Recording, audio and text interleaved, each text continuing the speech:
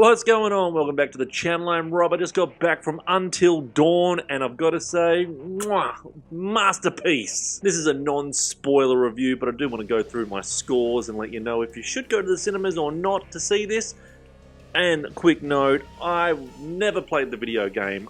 Wasn't a fan of the video game because I never played it, so I can't tell you if it is true to the game. On par with the game. I couldn't tell you, but as a movie fan and a horror movie fan, this was fantastic. Let me give you a quick breakdown of what this movie's about, which you've probably seen the trailer and you already know. A group of friends, one of them looking for their sister. They're trapped in this time loop in the house. Monsters, everything you can think of trying to kill them. They die. They wake up. They're back again. They've got to keep going. They've got to try and survive until dawn. Pretty simple storyline. After watching this movie, I want to play the game. Looks fucking, if the game's like the movie, should be good. It's got elements of the Resident Evil game, the first Resident Evil game. This movie is what I wanted for the first Resident Evil movie that got made. This is what the Resident Evil movie should have been like. If you like Resident Evil, you'll like this. But this is what the Resident Evil movie should have been like. It's got little bits of Silent Hill sprinkled in there as well with the monster elements, but a lot of like Evil Dead monsters in the house. Evil Dead, that's got that feeling to it. If you like Evil Dead, you're gonna love this. You really are. I did. And then you got elements of Groundhog Day without the comedy. Groundhog Day and Happy Death Day. The time loop. The time loop of everyone dying and coming back alive. You know the storyline. That's not a spoiler. So, pretty simple. And if you like all those elements, you're going to love this movie. Let's go to my scores. Let's score it now. I am excited because I just got back from the cinemas. I haven't seen a good movie at the cinemas all year. Really. Like, good movie. I haven't seen Sinners yet. Everyone says that's good, so I do want to see that. But I had a ball with this, honestly. And let's not be haters. You might hate this movie. I don't know why you would hate it. Maybe because it's... I don't know if it's true to the game or not for you, but everything about this just was pretty freaking damn good. So don't be a hater. This is my personal opinion, my personal score, and it will be a highly rated one because I really, really enjoyed this. It's not often we get to see a good freaking horror at the cinemas. As for the story and the plot, well, I'm going to give this a 7 out of 10 for the story and the plot. The story is kind of the same of... young kids looking for someone that's lost, a friend that's lost, or a relative that's lost, and then get trapped somewhere.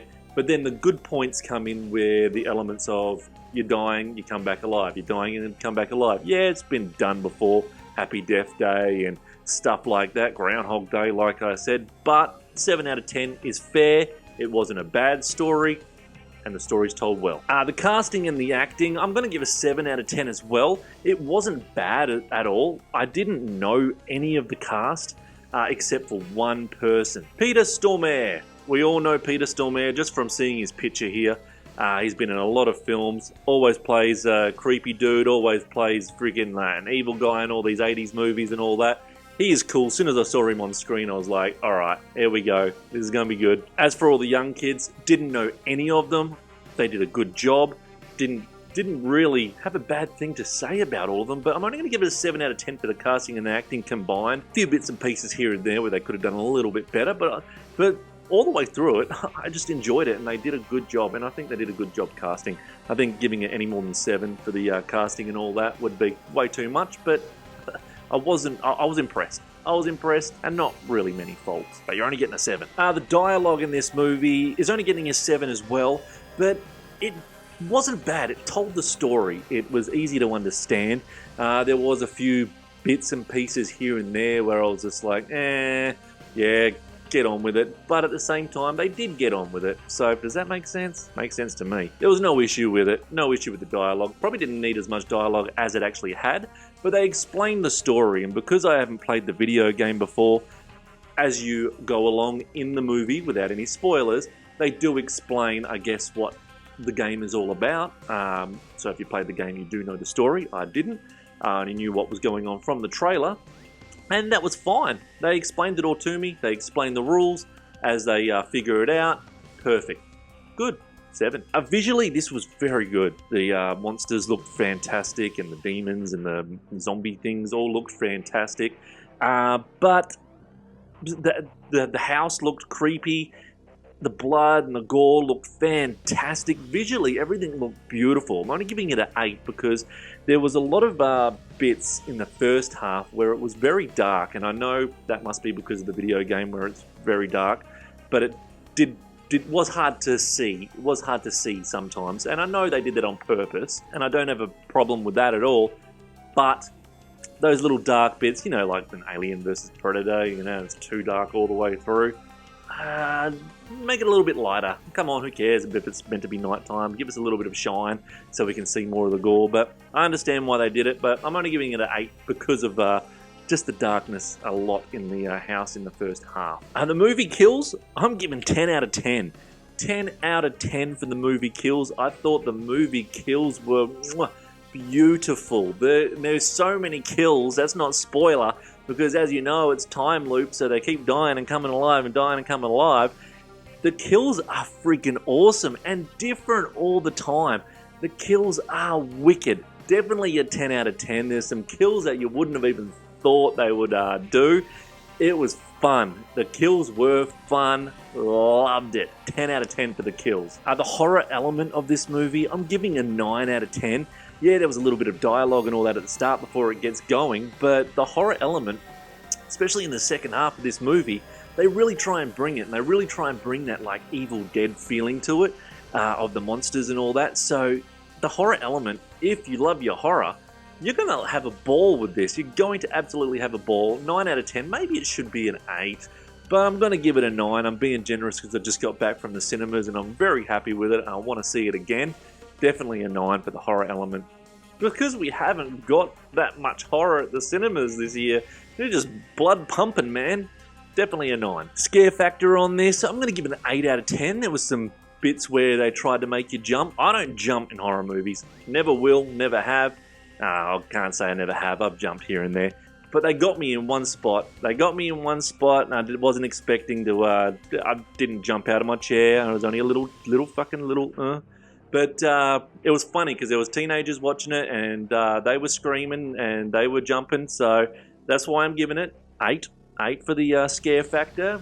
The younger people are really going to get scared with this one, with all the monsters jumping out here and there. It was good, man. The scare factor's cool. I loved it. Kept me watching.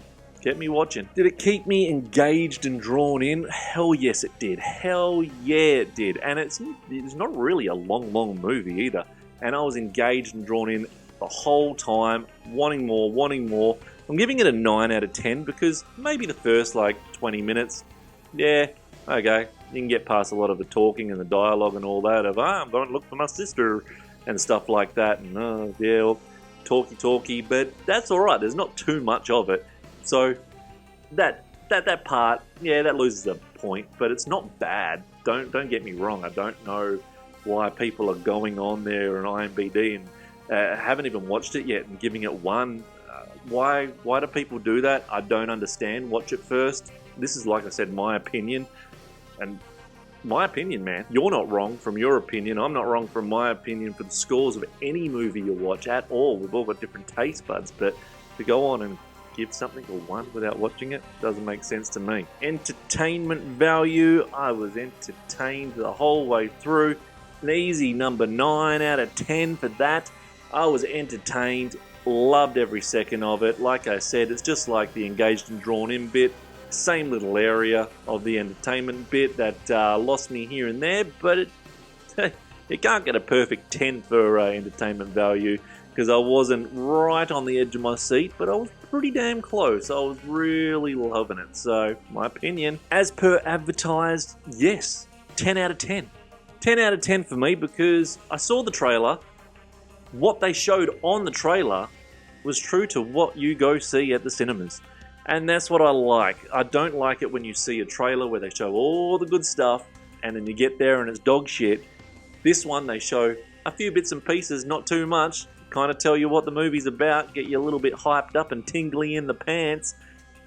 Then that made me want to go. That made me want to go watch it because I played the game. Man, it was as per advertised and more. So it has to get a 10. They did a damn good job with their advertisement, I think. 10 out of 10. The trailer. Watch the trailer. That'll make you want to see it or not. 10 out of 10. So final score all added up on the blood popcorn rating system, it gets an 8.4 out of 10. A lot of people would probably think way too high. A lot of people will be thinking 8 is about reasonable. So you can't give points on the when you do the rating and voting on there. So an 8 out of 10. But 8.4 on my rating system. I recommend go see it at the cinemas. Don't watch any spoilers. Don't friggin' read any negative reviews. Actually, read negative reviews. I don't know why you would not like this, because the monsters look freaking awesome.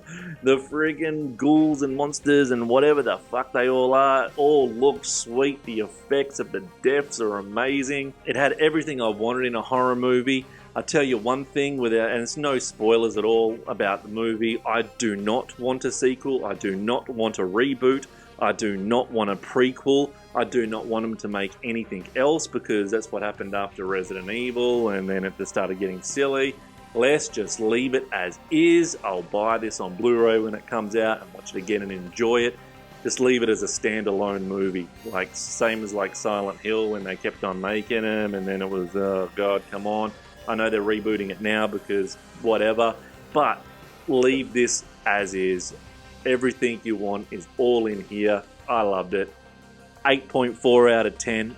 What is your personal score, your personal opinion on the movie? Have you seen it yet? Are you going to go see it? I loved it. Like, subscribe, do what the fuck you want. I'll be back with whatever I do next time. Make sure you say hi to your mum for me. I'll see you next time. See you!